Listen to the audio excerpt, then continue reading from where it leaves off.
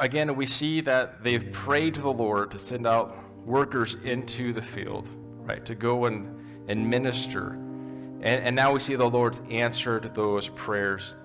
And so many times when we pray to God about a situation that we see, God has made us aware of that situation for a reason. And I believe that's usually the beginning of God's work upon our hearts, upon our lives, to be a part of the solution for that situation in that particular field of service.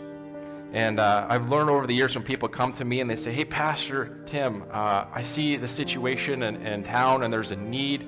Can you do something about it?" I've learned to say, that is a need.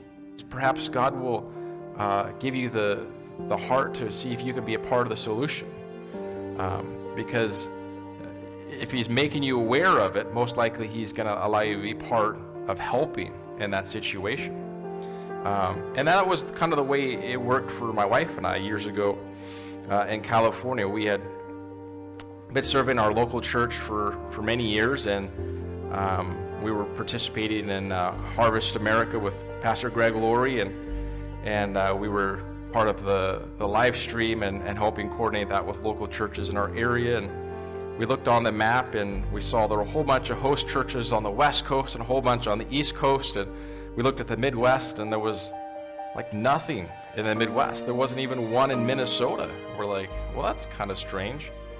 And so the Lord began to softly move in our hearts that perhaps there's a need in the Midwest. And I've shared the story before, and the Lord began to move in my heart to kind of this unsettling spirit that He's calling us to go, and called us to come out here to Fergus Falls, and I'm so thankful that the Lord has done that. But oftentimes it begins with just being aware of something, right? That God begins to move in our heart toward that direction.